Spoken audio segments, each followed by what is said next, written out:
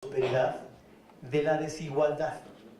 Entonces, lo que quiero hacer en los siguientes 10 minutos es hablar temas de desigualdad, pero dentro del entorno de prosperidad y de crecimiento, porque a veces me parece que uno nada más habla de desigualdad en un solo lado de la ecuación.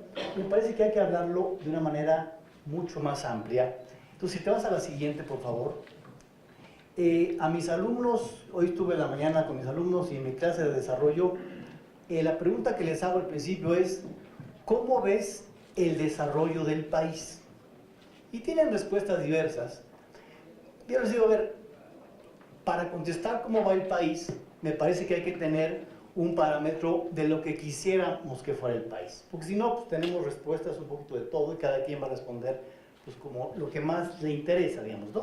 Entonces, desde mi punto de vista y también otros, y a ver si tú compartes este punto de vista también, me parece que hay tres cosas fundamentales de igual importancia para calificar si un país es próspero, va hacia la prosperidad, o es un país que busca desarrollo y va hacia él. El primero tiene que ver con, pues es muy típico, ¿no?, el valor agregado que genera un país, que básicamente es, en buena parte es el centro de lo que Santiago habló, es cuánto valor generamos económico las personas, las empresas, cuál es el ambiente del país para la generación de valor, no solamente económico, por cierto, también social, también político. Es decir, no solamente hablaremos del PIB y su generación, sino también de tener un ambiente, por ejemplo, democrático, que es parte del valor agregado social. Entonces, esa parte es bien importante. Hay una segunda que me parece a mí vital, y es donde me voy a centrar en general, y está muy bien. Hay un país que crece, hay un país que crece a tal por ciento, puede ese país tener un PIB medianamente alto, pero una segunda pregunta es: ¿cuántas personas intervienen en esa generación de valor? Porque si hay un país cuyo PIB, cuyo valor agregado lo generan 5 familias, 5 personas, 10 familias, 20 familias, hay un problema doble de ese país. Uno, es profundamente injusto que, por ejemplo, de un país de 125 millones de personas, seamos poquitos los que intervengamos seriamente en la creación de valor creciente. Es injusto que las oportunidades de negocio, de ganancia lícita, incluso democráticas, nos las llevemos muy poquitos. Es, y suena, y así lo es, muy desigual y muy injusto. Pero hay un segundo elemento que tiene que ver con el primero. Si no muchas personas intervienen en la generación de valor seriamente, ese país tiene problemas de generación de valor. Es decir, si del total de la población en un país, el 50 o el 60 o el 70% de los mexicanos no intervienen seriamente en la generación de valor de manera importante, estamos desperdiciando recursos humanos de manera importante. Y por supuesto, el tercer punto es, en medio de eso, cuántas personas generan valor agregado por debajo de estándares mínimos. La siguiente, por favor.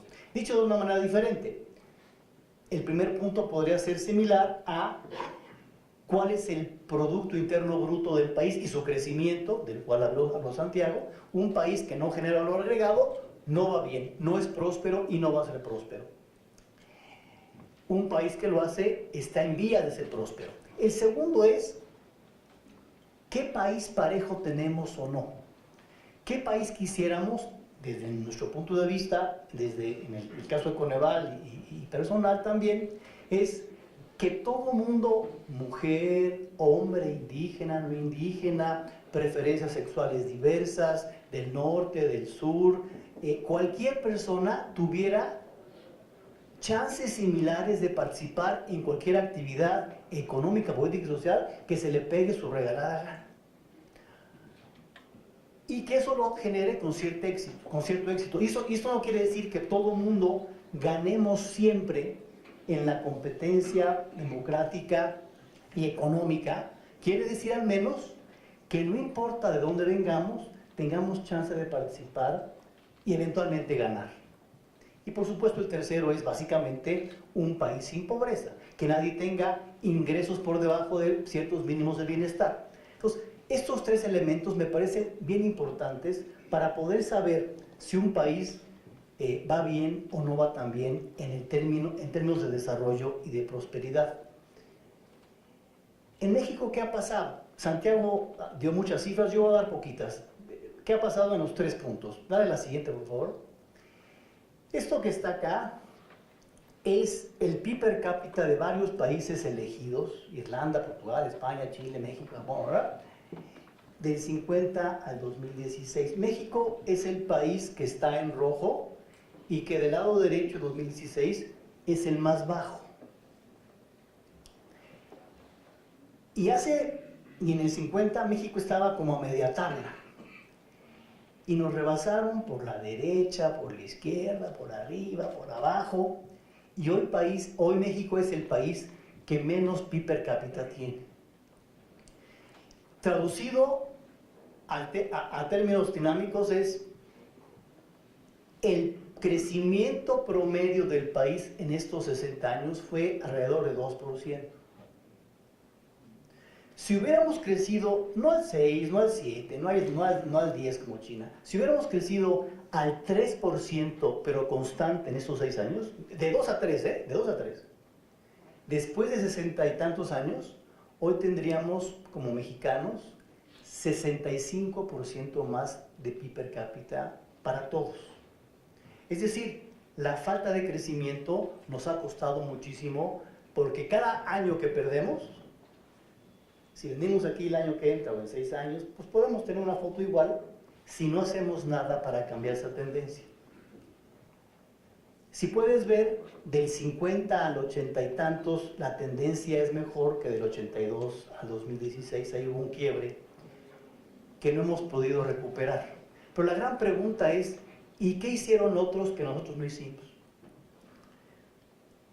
He tenido la propuesta, nadie me pela, de que esta gráfica la pudiéramos poner en la entrada de todas las oficinas públicas, yo trabajo en oficina pública, en la entrada del Senado y de la Cámara de Diputados, en la entrada de las empresas, y que en la mañana que lleguemos, digamos, hijo de la... ¿Y qué voy a hacer hoy para cambiar esto desde nuestras trincheras? Porque si insisto, si no hacemos nada, podemos regresar en 6 años y ver una gráfica exactamente igual. Porque no se trata de crecer un año, se trata de crecer varios años de manera sistemática. Entonces, aquí no nos fue tan bien, no nos va tan bien. De hecho, entre el 82 y 2016 el crecimiento es menor que 2% promedio. La siguiente.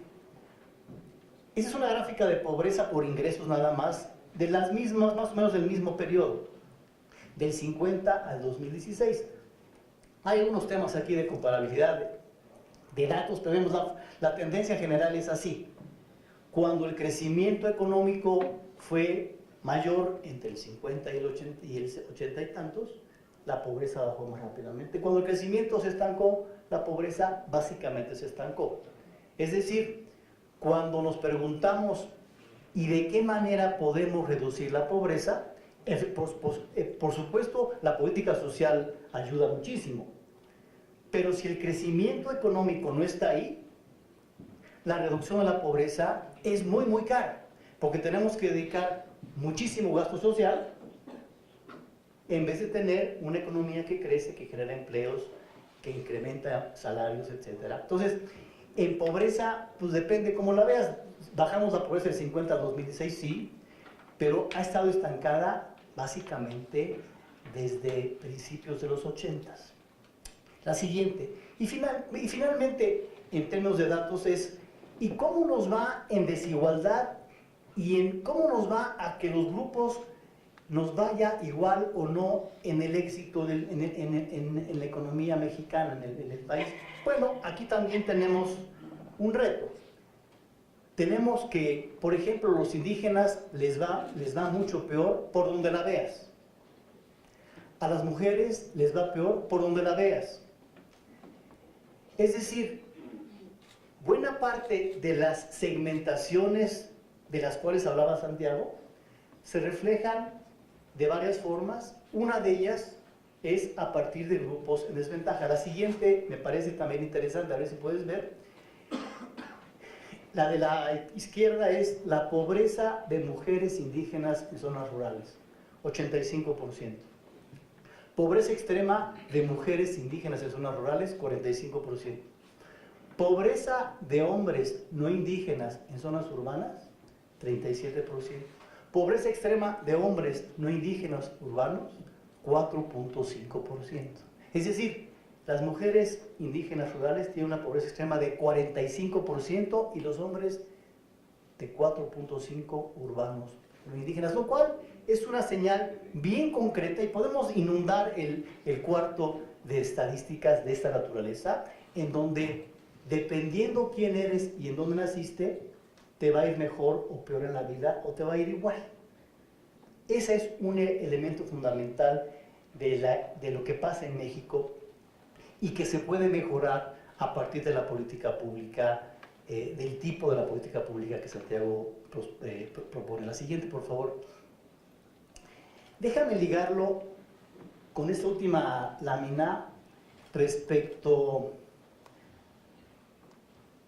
a tres ideas, a las ideas que están en el Plan Nacional de Desarrollo que está en proceso ahorita, 2019-2024, y me refiero sobre todo al anexo número 2. Bueno, si uno ve el anexo número 2 de la propuesta del Plan Nacional de Desarrollo, las tres ideas que dije, valor agregado, crecimiento, desigualdad, igualdad y menor pobreza, las tres están de alguna manera en este Plan Nacional de Desarrollo, lo cual es una muy buena noticia.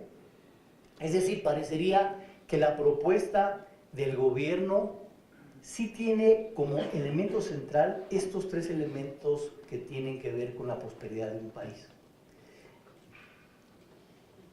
Yo sugeriría, si bien están ahí, algunos elementos para mejorar lo que dice el plan, lo que eventualmente podría hacer el gobierno. Yo mencionaría más y le haría más caso, digamos, al ejercicio efectivo de los derechos que sí están en el Plan Nacional de Desarrollo, pero que sea la liga más clara con esta igualdad de oportunidades y chances de las que estamos hablando. Es decir, en la Constitución, el hilo conductor de la Constitución, artículo primero, artículo cuarto, es el ejercicio efectivo de los derechos. Si ese ejercicio efectivo lo pudiéramos ligar siempre con buscar que los grupos diferentes puedan incorporarse a la economía, a la sociedad, eventualmente en los siguientes 30, 40 años, de manera mucho más igualitaria, me parece que la política pública en el día a día sería mucho más justa, mucho más fair, como dicen los americanos, y además estaríamos buscando mayor participación de todo el mundo en el valor agregado. Me parece que habrá que conciliar ese ejercicio efectivo de los derechos que está en el Plan Nacional de Desarrollo, conciliarlo con los programas sociales que solamente otorgan dinero. Una parte importante del bienestar y la prosperidad efectivamente es apoyar con recursos y con dinero a las familias en pobreza, me parece que es importante. Simplemente que nos quedamos cortos, porque si buscamos el ejercicio efectivo de los derechos, eso implica tres cosas: accesibilidad, disponibilidad y calidad. Si nada más vemos la parte de efectivo a las familias, nos faltaría la parte, por ejemplo, de una disponibilidad de calidad a la población en materia de escuelas, en materia de servicios, en materia de guarderías, etc. Y una última sugerencia, que ya la hicieron Luis y Santiago, es tratar de tener en el propio plan mayor claridad en el funcionamiento y la mejora del sistema en su conjunto. Es decir, como ya lo decía Santiago, al mismo tiempo habrá que mejorar la política fiscal, el sistema de seguridad social, el mercado laboral y sus normas, y el Estado de Derecho, poniendo énfasis, yo diría, y mucho énfasis, en la impartición de justicia. Porque si no vemos el sistema como un todo, la tentación es mejorar las cosas por cachitos, y eso no nos va a llevar, desde mi punto de vista, a la prosperidad que estamos buscando. Y este momento es importante porque, pues, si tenemos un presidente que ganó en parte por su preocupación por la desigualdad, si tenemos un Congreso que tiene la fuerza de hacer los cambios, me parece que esperar otros 6 años a los cambios que Santiago y otros proponen sería perder otra vez el tiempo. En el caso de impartición de justicia lo subrayo porque si hay un tema que desiguala es la mala impartición de justicia. O sea, si alguno de nosotros que está aquí adentro nos tenemos un problema que implique un tema de justicia, digamos, lo primero que hacemos es, digo, ¿a quién conozco? Conoces al presidente, al subsecretario, al secretario, porque si tienes cuates, te va a ir mejor. Si tienes lana, te va a ir mejor. Si no tienes lana y no tienes cuates, ya te fregaste, maestro. Que Dios te tenga en tu santa gloria.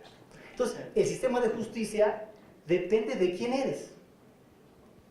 Y eso tiene un efecto profundo en la economía, en el valor agregado y en la participación. Si yo le voy a entrar a un negocio y eventualmente me voy a pelear con un empresario grande que tiene amigos en la presidencia y en el Senado y en la Cámara de Diputados, pues vas a perder ese juicio porque lo vas a perder. Porque es un sistema de impartición de justicia de cuates. Entonces, digo una última historia y termino, la hago corta. En el siglo XII hubo un grupo de judíos chiquito en el Cairo que se hizo dueño del Mediterráneo. Eran los navegantes del Mediterráneo, eran muy buenos navegantes, eran muy buenos comerciantes, y el negocio lo hicieron solamente entre los conocidos magrebíes, que eran un grupo chiquito. Si no eras magrebí, no tenías la confianza de entrar al negocio y no entrabas. Nadie te conocía, te podías pelar con la lana del otro lado del Mediterráneo. Entonces el negocio se hizo solamente entre cuates y conocidos. Un gran negocio. 2 siglos después, los genoveses hicieron una cosa diferente en el norte de Italia. Empezaron a invertir en sistemas de impartición de justicia más universales. ¿Y qué implicaba eso? Que tú tenías la protección, fueras quien fueras, judío, católico, magrebí o no magrebí, del sistema de impartición de justicia. Es decir, tenías más chance de hacer socios en Génova con más gente que el grupo chiquito de magrebíes. ¿Y qué pasó en Génova y en el norte de Italia? Le quitaron el negocio a los magrebíes y fueron los dueños del Mediterráneo y multiplicaron el valor agregado por 600 veces. ¿Y cuál fue el fundamento de ese cambio? El sistema de impartición de justicia mucho más universal. Es decir, yo podía hacer un negocio ahora con un no judío, con una persona diferente, y el sistema nos protegía a todos. En pocas palabras, y termino con esto, si tenemos un sistema que iguala y permite a más personas participar en actividades económicas, políticas y sociales, generamos un país más justo y con mayor valor agregado. Muchas gracias.